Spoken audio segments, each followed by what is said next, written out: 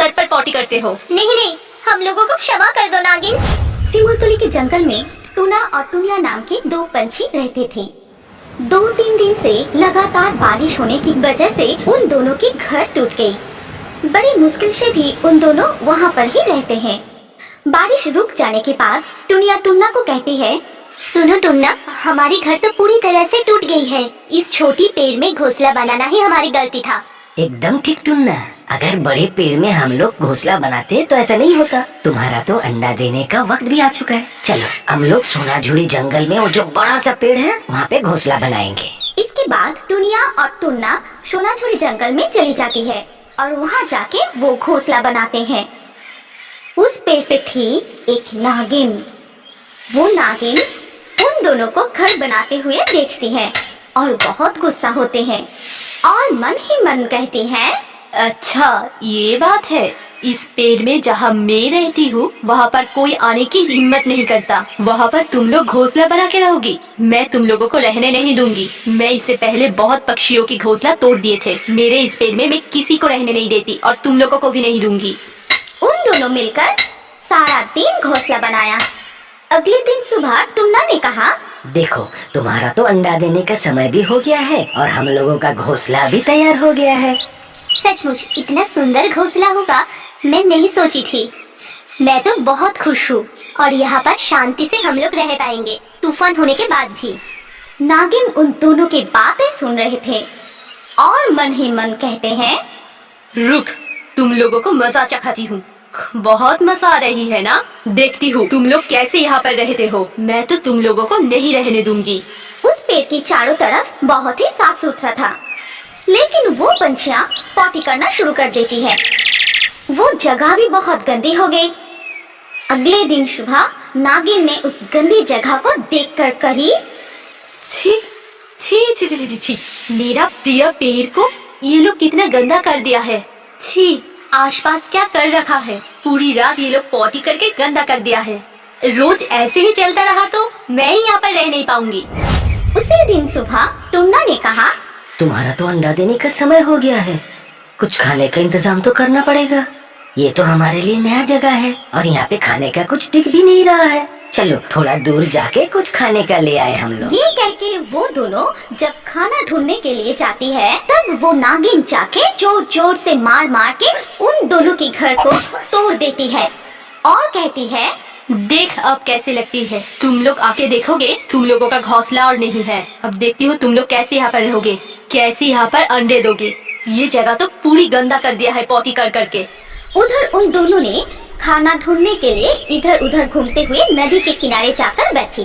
तभी उन दोनों के साथ नीनी और पॉपी का मुलाकात हुई। नीनी और पॉपी उन दोनों की पहले वाले घोंसले के पास रहता था। क्या हुआ? तुम लोग यहाँ पर? घर टूट जाने के बाद तुम लोग तो दिखाई नहीं देते। हम लोग यहाँ सोनाझुरी जंगल में रहते हैं। मैं तो अंडा दूंगी।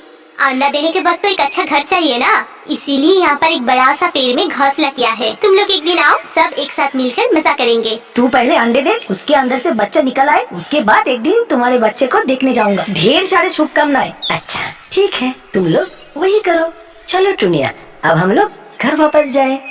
जब वो दोनों लौट आई और देखा कि उन दोनों की घोंसला नीचे गिरा हुआ था। ये क्या टुन्ना, हमारा इतना बड़ा नुकसान किसने किया? हाय हाय हाय हाय, अब क्या होगा? हमने इतना मेहनत करके ये घोंसला बनाया था, पूरी टूट गई है। नया घर बनाने में बहुत कष्ट होगी। आज तक तूफान भी नहीं हुआ है, फिर ये घर कैसे टूट गया? मुझे लगता है कोई जानबूझकर ये सब किया है।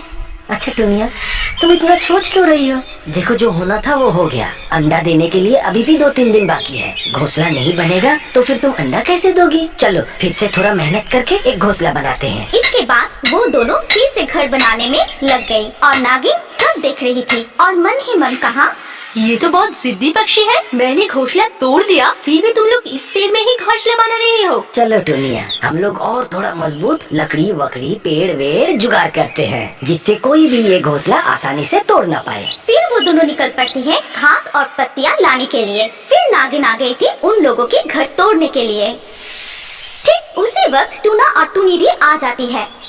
रुको, खबरदार, कौन हो तुम और तुम क्यों हमारा घोंसला तोड़ रही हो? हमने तो कोई तुम्हारा नुकसान नहीं किया, सिर्फ एक घोंसला बना के हम लोग रहना चाहते हैं। नहीं, मैं मेरी पेड़ में किसी को रहने की अनुमति नहीं देती और तुम्हें भी नहीं दूंगी। तुम लोग चले जाओ, नहीं तो मैं ये फिर से तोड़ दूंगी। तुम लोग नहीं रहोगी। कृपा करके हम लोगों को रहने दो, कुछ दिन और मुझे रहने दो। अंडे से बच्चे निकलने के बाद ही हम चले जाएंगे। ऐसे हालत पर हम लोगों को यहाँ से मत निकालो। ठीक है, पर ज्यादा दिन नहीं, 2-3 दिन के अंदर तुम लोगों को चले जाना पड़ेगा। लेकिन हाँ, तुम लोग मेरी जगह को गंदा नहीं करोगे। पूरा दिन पॉटी करके तुम लोगों ने इस जगह को गंदा कर दिया है। ऐसा करोगी तो मैं तुम लोगों को यहाँ से निकाल दूंगी। मेरी नींद खराब हो जाती है। सोने के वक्त भी तुम लोग मेरे सर पर पॉटी करते हो। नहीं, हम लोगों को क्षमा कर दो नागिन, ऐसी गलती दोबारा नहीं होगी। इसी तरह एक दिन बीत जाते हैं। आज को लेकर तो 2 दिन हो ही गया। कल टुनटुनी को यहाँ से चले जाने के लिए कहूँगी। मैं आज थोड़ा सा वो खेत से घुमाती हूँ। उसी दिन सुबह टुनिया के अंडे से बच्चे निकल आती है और टुनी और टुना भी बहुत खुश थे। देख रही हो टुनिया, हमारी बच्चे बिल्कुल तुम्हारे तरह हुआ है। सुनते हो, अब तो हमारे बच्चियों को लेकर यहाँ से चले जाना पड़ेगा।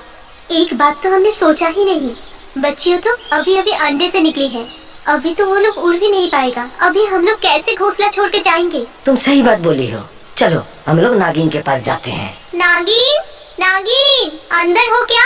तुम्हारे साथ कुछ बात करनी थी। लेकिन उन दोनों को कोई आवाज नहीं मिली। अंदर से तो कोई आवाज नहीं आया। चलो हम लोग बगल के खेती वाले जमीन में देखते हैं। खेत की तरफ जाते हुए देखते हैं 2 शिकारी उन लोगों की चाल में नागिन को बंदी बना लिया था। तुम लोग नागिन को क्यों बंदी बनाए हो? तुम लोग चले जाओ, नहीं तो तुम लोगों को भी पकड़ लेंगे। नागिन के सर पे नागमणि है, नागिन को मार के वो मोनी बेच के हम लोग बहुत अमीर बन जाएंगे, समझे? हम लोग बहुत अमीर हो जाएंगे। मत मारो मुझे, छोड़ दो मुझे। तुम परेशान मत हो नागिन, हम लोग है ना। तुमने हमें मुसीबत के समय रहने दिया था, हम लोग तुम्हें कुछ नहीं होने देंगे। ऐसा है क्या? तुम लोग हमारे साथ लड़ोगे? तुम लोगों का इतना हिम्मत? इसके बाद टुनिया और टुनी मिलकर उन दोनों शिकारी को सर पर जोर जोर से मारने शुरू कर देती है। फिर वो दोनों घायल होकर तड़पने लगता है। फिर टुनी और टुना मिलकर अपनी चोंच से जाल को काटना शुरू कर देती है और नागिन को वहाँ से मुक्ति दिलाती है। सच में आज तुम लोग नहीं रहते तो मैं जिंदा ही नहीं रहती।